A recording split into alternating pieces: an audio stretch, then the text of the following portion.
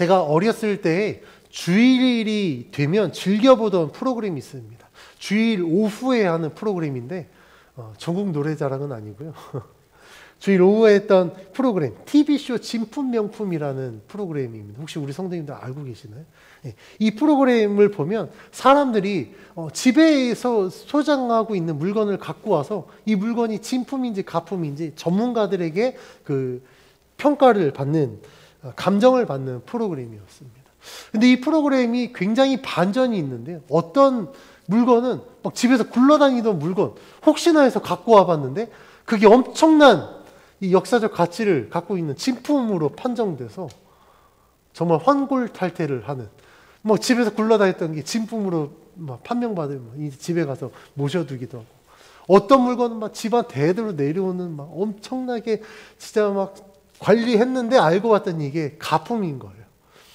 그래서 에잇 그냥 뭐 내팽개칠 정도로 막 그런 그 반전의 드라마가 있는 그 프로그램이었습니다. 그래서 막 이 그 의뢰인들의 희비가 그 감정 이후에 막 희비가 엇갈리는 프로그램이었습니다. 저는 이 프로그램을 보면서 제 스스로도 한번 맞춰봤어요. 이게 진짜일까 가짜일까.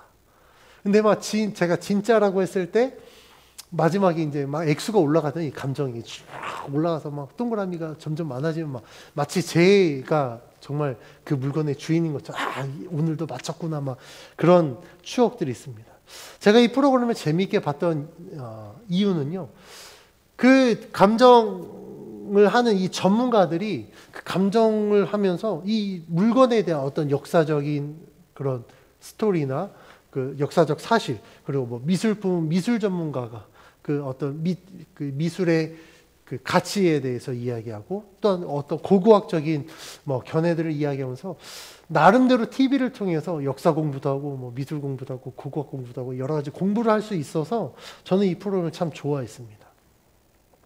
근데 이 프로그램에서 제가 또 이 그 감정위원들을 보면서 야, 저분들 참 대단하다라고 느낀 게 딱 보면 이 물건이 진품인지 가품인지 알더라고요. 그래서 진품은 이게 왜 진품이며 가품은 왜 가품인지 판정을 하는데 그 사람들이 그 분야에 있어서 굉장한 전문가이기 때문에 딱 보면 이게 진품인지 가품인지 알 수 있는 그 모습을 보면서 제가 어린 마음에 나도 나중에는 어느 분야에 있어서는 좀 저런 전문가가 되고 싶다라는 그런 동경을 하기도 했습니다. 오늘 우리가 읽은 말씀에는 뭐 감정위원은 아니지만 이 세례 요한이 예수님을 보면서 이분이 내가 그동안 증거했던 그리스도다라는 사실을 고백하는 내용을 담고 있습니다. 오늘 말씀에 보니까 세례 요한은 자기에게 예수님이 나오심을 보고 예수님을 향하여 이렇게 이야기합니다. 세상 죄를 지고 가는 하나님의 어린 양이다. 사실 세례 요한은요, 예수님이 자신에게 나오기 전까지 그리스도에 대해서 증언하였지만 그 그리스도가 누구인지는 몰랐던 거예요. 그러니까 내 뒤에 오실 분이 하나님의 그 구원을 완성할 그리스도이신데 그 그리스도의 역할을 감당할 자가 누구냐라고 했을 때 세례 요한은 사실 잘 몰랐습니다. 그런데 예수님을 향하여서 세례 요한이 딱 보더니 그가 세상 죄를 지고 가는 하나님의 어린 양이라고 선포하는 것을 통해 세례 요한은 예수님이 하나님이 약속하신 그리스도다라는 사실을 사람들에게 증언합니다. 예수님이 그 하나님의 어린 양이 되신다라는 이 사실은요, 사실 예수님께서 하나님의 구원을 이루기 위해서 자신의 생명을 내어주기까지 순종한 분이다라는 사실을 드러내고 있습니다. 이런 예수님의 모습은 이사야 53장 말씀에 보면 이 세상 죄를 지고 가는 하나님의 어린 양이다라는 이 표현이 이사야서 53장에 기록된 말씀인데, 이 말씀에서 이야기하는 것과 같이 순종적인 어린 양, 마치 도살장에 끌려가지만 그것을 저항하지 않고 그 앞에 이게 털을 깎는 사 앞에서도 저항하지 않고 그냥 그대로 순종했던 이 어린 양의 모습이 마치 하나님의 말씀을 순종하는 이 예수님의 그 모습을 비유로 설명하는 하기 때문에 예수님에 대하여서 하나님의 어린 양이다라고 표현하고 있는 것입니다. 예수님의 그 모습을 통해서 우리는 참된 순종을 또한 보게 되죠. 예수님이 어떻습니까? 예수님이 십자가에 못 박혀 죽으실 때 예수님의 죄 때문에 예수님이 처형당한 게 아닙니다. 그리고 예수님은 충분히 그 십자가를 피할 수 있는 능력도 갖고 있었어요. 그런데 예수님이 어떻습니까? 그 십자가를 피하지 않습니다. 예수님이 겟세마네 동산에서 기도하시죠. 할 수 있거든 이 잔을 내게서 옮겨주십시오. 그러나 어떻게 이야기합니까? 내 뜻이 아닌 하나님 아버지의 뜻대로 해달라고 고백하지 않습니까? 그렇게 예수님이 고백하는 이유는 무엇일까요? 내가 하나님의 구원을 완성하기 위해서 하나님의 부르심을 받은 자였기 때문에 그렇습니다. 예수님이 이 땅에 오신 이유는 바로 그 일들을 감당하기 위함이기 때문에 그렇습니다. 그래서 예수님은요, 빌라도의 그 재판장에 설 때도 저항하지 않으셨습니다. 피하지 않고 재판장에 서셨고, 또한 십자가에 못 박히실 때 예수님을 향해서 수많은 사람들이 예수님을 조롱하고 비난하였지만 예수님은 그 십자가를 내려오지 않으셨어요. 그리고 그 모든 사람들의 조롱을 다 감당하면서 그 십자가 위에서 물과 피를 쏟으셨습니다. 예수님이 왜 그렇게 하셨다고요? 그게 예수님이 이 땅에서 감당해야 될 사명이었기 때문에 그렇습니다. 그리고 그것이 하나님의 뜻이었기 때문에 예수님은 전적으로 하나님 말씀에 순종하셨습니다. 그런 사명을 감당해야 될 예수님이 세례 요한 앞에 딱 나타나자 세례 요한은 저분이 하나님이 말씀으로 약속하신 하나님의 어린 양이시다라고 고백하는 거예요. 그러면 세례 요한은 어떻게 예수님이 그리스도이심을 알 수 있었는가? 그 결정적인 증거는 바로 하나님께서 세례 요한에게 말씀하신 대로 주의 성령이 예수님이 세례받는 순간 그 위에 머물렀기 때문에 그렇습니다. 그러니까 사실 하나님께서 세례 요한에게 먼저 말씀하셨거든요. 너가 세례를 베풀 때 그 위에 성령이 머물면 그가 그리스도다라고 말씀하셨어요. 그리고 세례 요한은 예수님께 세례를 베풀었을 때 실제로 그 일들이 벌어집니다. 오늘 우리가 읽은 33절 말씀에 이렇게 기록되어 있는데 다 같이 33절 말씀 함께 봉독합니다. 시작. 나도 그를 알지 못하였으나 나를 보내어 물로 세례를 베풀라 하신 그이가 나에게 말씀하시되 성령이 내려서 누구 위에든지 머무는 것을 보거든 그가 곧 성령으로 세례를 베푸는 이인 줄 알라 하셨기에 아멘. 말씀에 보면 세례 요한이 이렇게 얘기합니다. 나도 그를 알지 못하였으나. 그러니까 나도 예수를 알지 못했다라고 이야기해요. 그러니까 예수님이 그리스도이심을 자기도 몰랐다라고 표현합니다. 근데 이 사실이 좀 이상하기도 해요. 왜냐하면 세례 요한의 이런 고백에서 의구심이 드는 것은 세례 요한은 자신이 증거했던 그리스도가 예수님인 줄 모르고 그럼 증거했다는 것인가? 그렇다면 세례 요한의 증거는 믿을만 할까? 라는 이런 의구심입니다.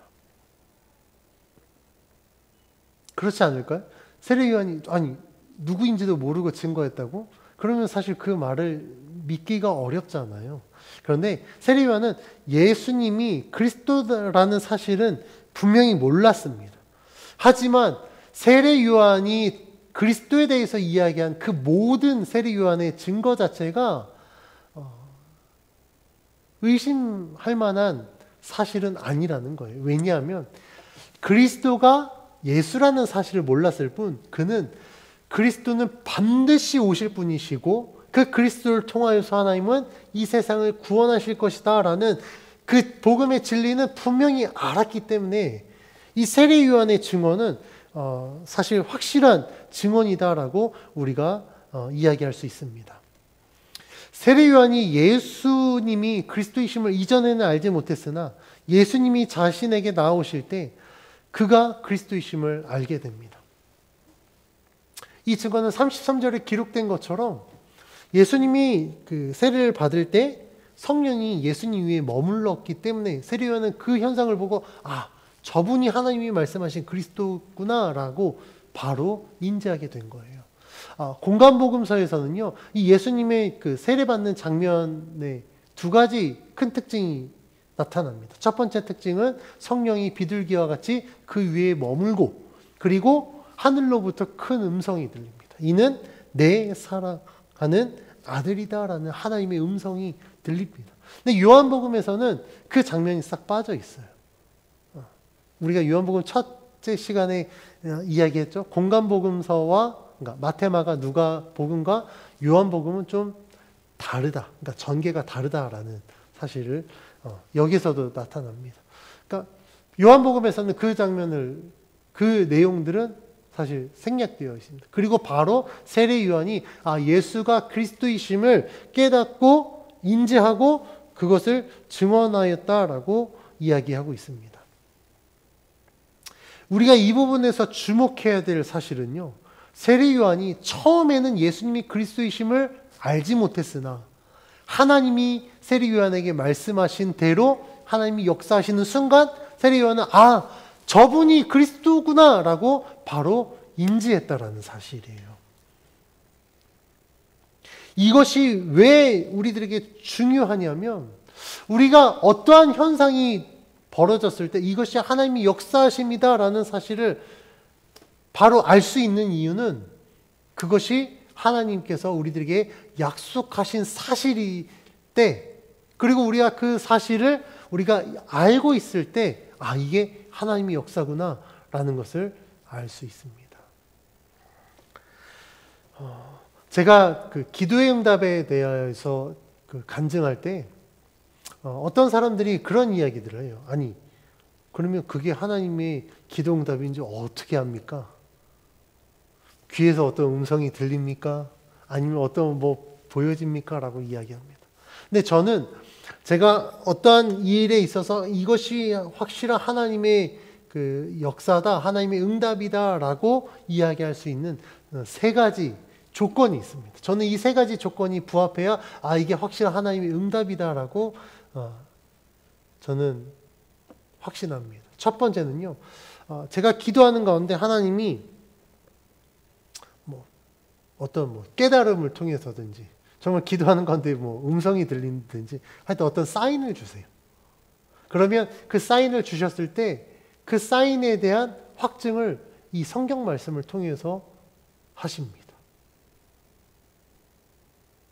그리고 나서 저를 위해서 기도해 주시는 제 멘토 목사님이나 중보자들을 통해서 하나님께서 다시 한번 그 사실을 확증해 주세요. 그럼 저는 이 세 가지가 딱 맞으면 이게 확실한 하나님의 응답이구나 라고 알고 저는 그냥 그 말씀에 순종합니다.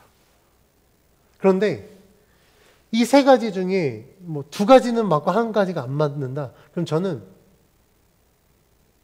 다시 기도해요. 그러니까 이 세 가지가 맞아야만 저는 그것을 붙들고 움직이지, 세 가지 중에 두 가지가 맞으니까 저는 그렇게 하지 않습니다. 그러니까 다시 기도해요. 왜냐하면 분명히 하나님께서 확실한 사인을 주지 않으면 이게 맞는 건 맞는 건데 내 기도가 아직 기도의 분량이 덜 채워졌다든지 아니면 아직 내가 그것을 할 만큼의 어떤 역량이 안 된다든지 그렇기 때문에 하나님이 확실한 사인을 주시지 않는 것이거든요. 그래서 저는 하나님께서 어떠한 일을 행하실 때 저에게 주시는 이 세 가지 확실한 확증이 있어야만 하나님 앞에 나아갑니다. 오늘 세례 요한도 예수님을 보고 그분이 그리스도이심을 그가 확실하게 알 수 있었던 것은 첫 번째는 하나님이 먼저 세례 요한에게 그러한 사인을 주셨고, 그리고 예수님께 세례를 베풀었을 때 하나님이 말씀하신 대로 성령이 그 위에 머물렀기 때문에 세례 요한은 그가 그리스도이심을 알게 되었다라는 겁니다. 그리고 세례 요한은 사람들에게 이분이 바로 내가 그동안 증거했던 그리스도다라고 이야기를 하고 있습니다. 우리가 여기에서 또 한 가지 알아야 될 것은 우리가 예수 그리스도, 복음을 듣고 예수님에 대해서 공부한다고 하더라도 우리들이 갖고 있는 이 지식에 성령이 역사하지 않으면 우리는 예수 그리스도를 믿을 수 없다라는 거예요. 세례요한이 고백한 것처럼 성령이 역사하시기 전까지는 예수님을 우리는 알지 못합니다. 그러니까 그리스도에 대해서 우리는 확실히 알지 못한다라는 거예요. 그러나 우리가 지식으로 알고 또한 우리들의 지식에 성령이 역사하시면 우리는 그때 비로소 예수 그리스도를 믿을 수 있습니다. 그런데 어떤 사람들은요, 이런 성령의 역사하심을 뒤로 하고 자꾸 이성적으로 신앙을 접근하려고 해요. 그러니까 더 공부하는 것, 그리고 지적인 어떤 지식 수준으로 예수님을 믿고 신앙생활을 하려고 합니다. 물론 하나님의 말씀을 잘 배우고 공부하는 것 매우 중요합니다. 근데 제가 말씀드린 것은 지식으로만 신앙을 접근하면 그것은 한계가 있다라는 사실이에요. 한 가지 예로 우리나라의 웬만한 교회들은 다 제자훈련 했습니다.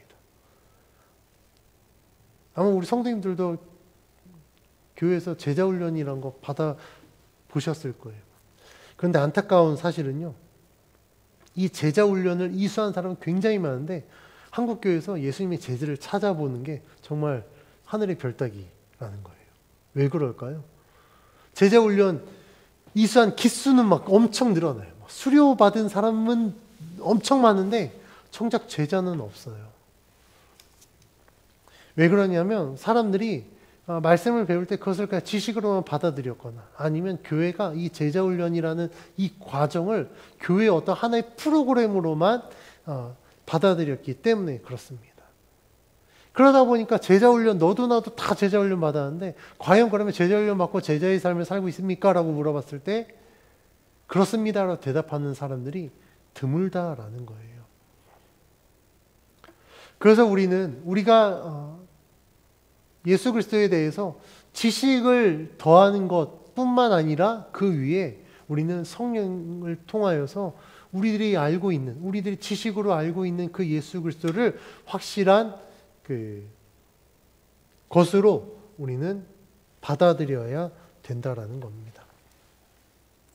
근데 여기서 주의할 점이 있는데 성령의 역사심이라고 표현하는 것이 어느 순간부터 굉장히 조심스러워졌습니다. 왜냐하면 당연한 일인데 성령을 이야기하면 어떤 사람은 굉장히 은사주의나 아니면 신비주의 이런 쪽으로 빠지다 보니까 성령을 이야기하면 저 좀 은사주의, 신비주의 아니야? 좀 이단 아니야? 라고 의심받기 때문에 그렇습니다. 왜 이런 일들이 벌어지냐면요. 그 중에는 어떤 부류는 하나님의 말씀을 제쳐두고 이런 정말 현상적인 것들에만 너무나도 집중했기 때문에 그래요.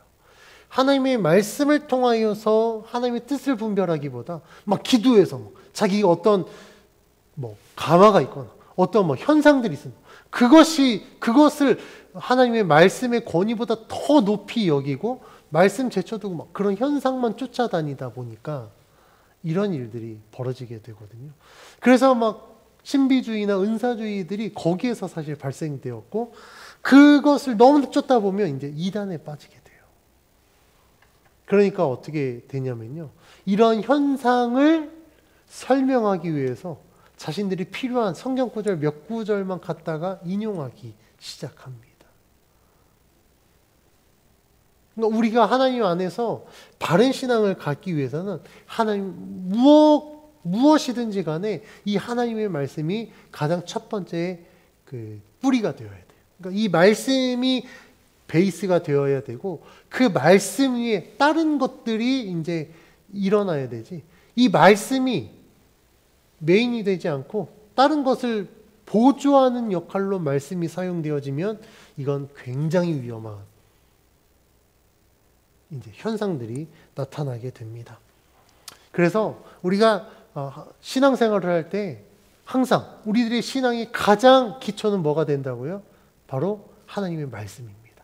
뭐가 됐든지 간에 기초는 하나님 말씀이 되어야 되고, 이 말씀 위에 이제 성령의 확증, 성령의 역사를 통해서 내가 믿는 말씀이 정말 진짜구나라는 것을 깨닫게 되는 것. 이게 역전되면 절대 안 된다는 사실을 분명히 기억하셔야 됩니다.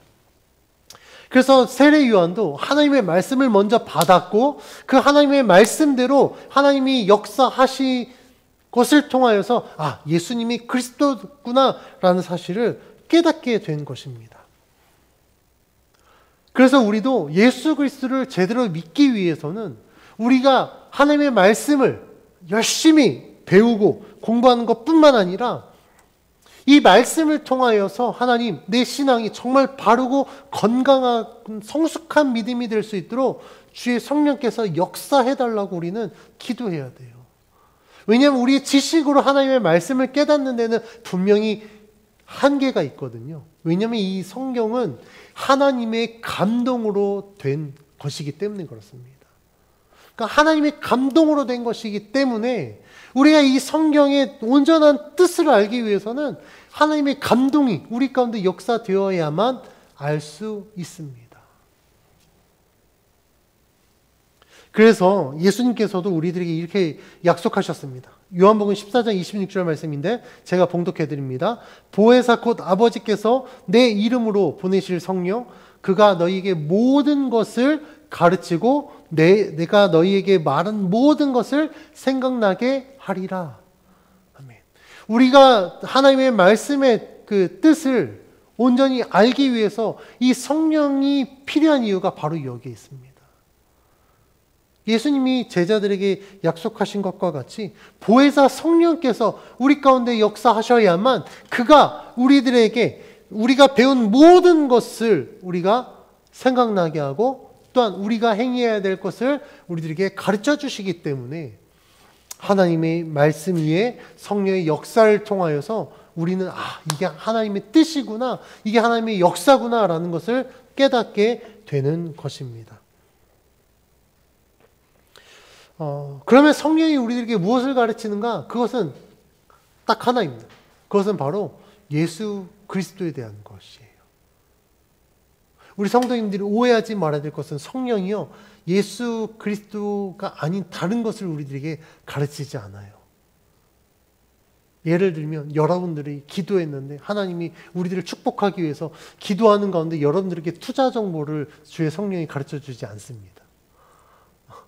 여러분들이 막 아픈데 어느 병원이 정말 명의가 있다더라, 그런 정보를 가르쳐 주는 게 아니에요.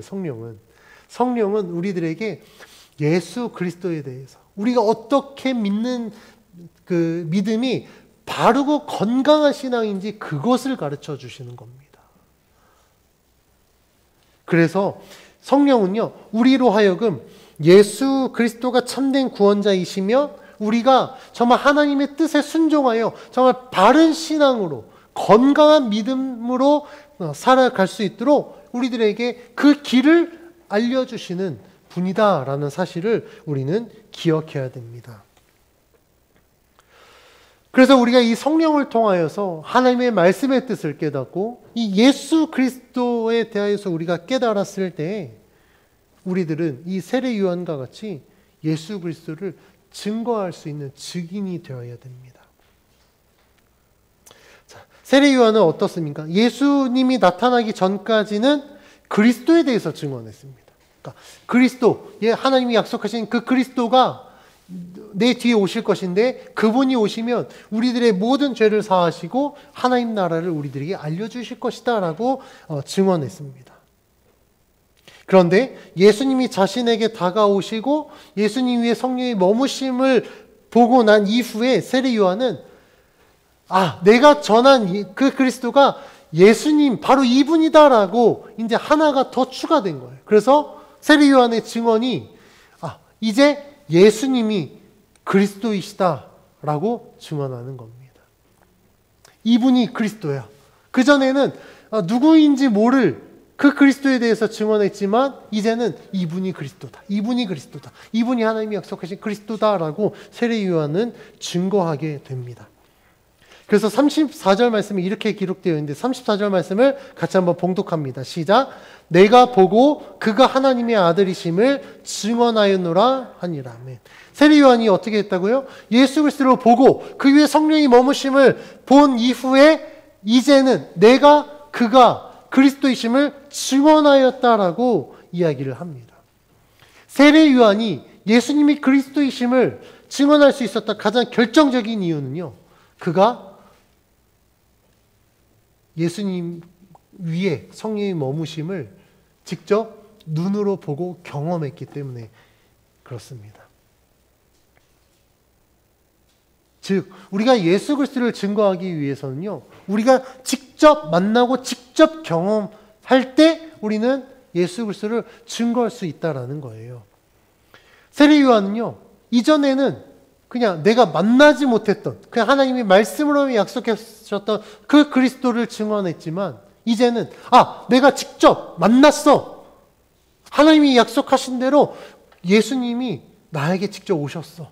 그래서 나는 이제 내가 본 대로 그가 하나님의 아들이심을 증언한다라고 고백하는 것입니다. 우리가 세례 요한의 그 모습에서 알 수 있듯이 예수님을 믿는 자는요 반드시 예수님을 증거하게 되어 있습니다. 예수님을 믿기 전에 예수님이 누구인지 사실 알지 못했기 때문에 예수님에 대해서 증거할 수가 없어요. 그런데 우리가 예수님에 대해서 간단한 지식으로는 알고 있지만 이 간단한 지식 그냥 피상적으로 누구나 알고 있는 사실들로 예수님이 그리스도이심을 우리가 증언할 수는 없습니다. 그런데 우리가 예수님을 믿고 정말 그가 그리스도이시고 그가 정말 참된 복음이자 진리이자 그의 이름 가운데 생명이 있음을 우리가 정말 마음으로 믿어서 하나님의 그 믿음에 확증을 해주셨다고 한다면 이제는 우리는 확실하게 예수님을 증거할 수 있게 됩니다. 왜 그럴까요? 그게 진짜이기 때문에 그래요.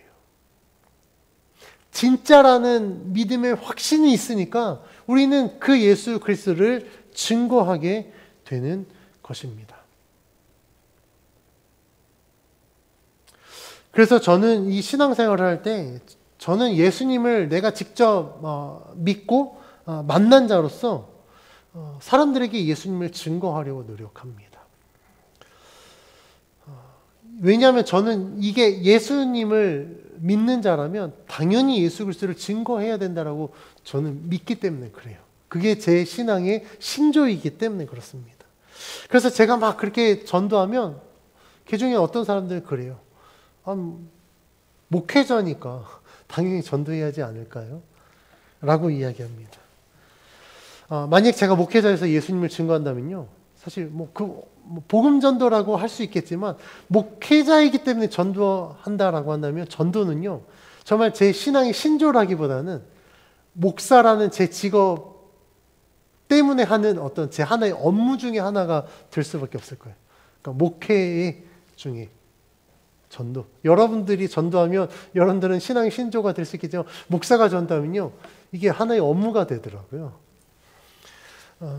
그런데 저는요. 그렇게 저한테 말하는 사람들에게 이야기합니다. 내가 목사여서 내가 전도하는 게 아니라 나는 하나님의 자녀로서 구원받은 하나님의 자녀로서 예수 그리스도를 믿는 그리스도인으로서 전도하는 것이지 목사로서 전도하는 거 아니다. 그러니까 내가 그리스도인으로서 내가 하나님의 자녀로서 내가 믿는 예수님을 증거하기 때문에 여러분들도 예수님을 믿는다면 누구든지 예수를 증거할 수 있다.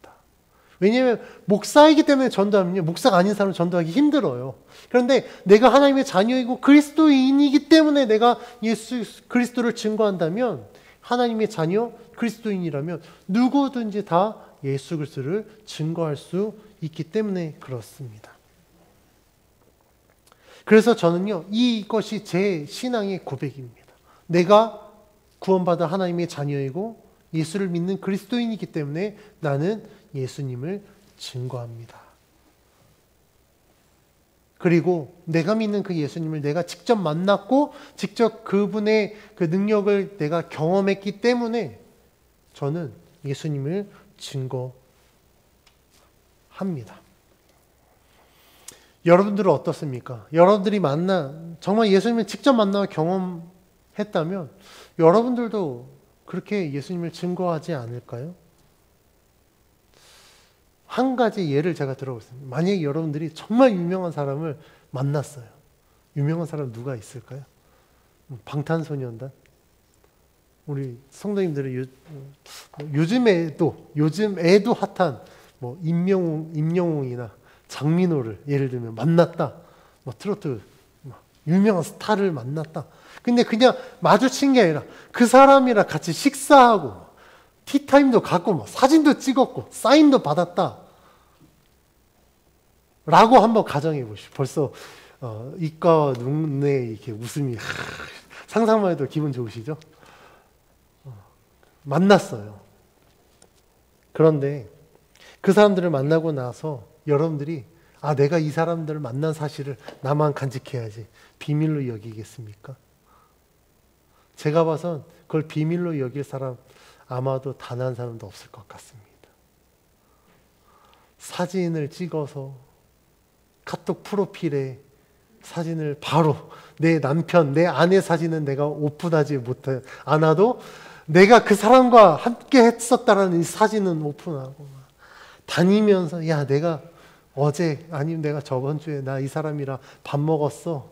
이 사람이랑 이런 시간을 가졌어. 막 젊은이들은 SNS에 막 해시태그 걸어놓고 막 대대적으로 홍보할 겁니다. 왜 그럴까요? 내가 직접 만났으니까. 아무나 만날 수 없는 그 사람을 내가 직접 만났으니까. 남들은 그냥 TV에서 본 거 가지고 이야기하는데 나는 그 사람하고 직접 만나서 대화하고 밥 먹고 내가 실제로 경험했기 때문에 자랑하고 이야기하지 않을까요? 세상에 유명한 사람을 만나도 이 정도인데 예수님이라면 어떨까요? 그분이 우리들에게 세상이 줄 수 없는 생명을 우리들에게 주셨는데 내가 그 주님을 만나고 나서도 내가 그분에 대하여서 증언하지 않고 그냥 입 싹 닫고 그냥 있을 수 있을까요? 절대 그렇지 않습니다. 제 경험상 그래요. 제가 말씀드렸잖아요. 제가 예수님을 증거하는 것은 하나님의 자녀로서 그리스도인으로서 증거하는 것이다. 근데 제 주변에 보면 정말 예수님이 진짜인데 예수님 믿으면 사실 그 사람들이 갖고 있는 문제 예수님으로 말미암아 해결받을 수 있는데 해결책을 몰라서 고민하고 염려하고 막 절망하고 있는 사람들을 보면 전 너무너무 안타까워요. 그래서 그들에게 이야기합니다. 이 문제 해결할 수 있는 확실한 방법 내가 알고 있다. 근데 저는 강요하지는 않습니다. 그 방법을 내가 알고 있는데 당신이 할 수 있는 모든 방법 다 해보고 해도 안 되면 그때 한번 나를 찾아와라. 그럼 내가 확실한 방법을 알려주겠다. 그리고 저는 하나님 앞에 기도합니다. 하나님, 제가 엄청난 이제 주사위를 던져놨습니다. 가장 확실한 방법이라 제가 얘기해 놨거든요. 해도 안 돼서 이제 왔는데 정말 이게 최후의 보루로 왔는데 하나님 역사해 주셔야 됩니다. 제가 이렇게 했는데 역사 안 해주시면 하나님 저는 거짓말하는 목사가 되니까 하나님 책임져 주십시오. 그렇게 하면서 그 사람의 문제를 위해서 제가 같이 기도하게 되더라고요.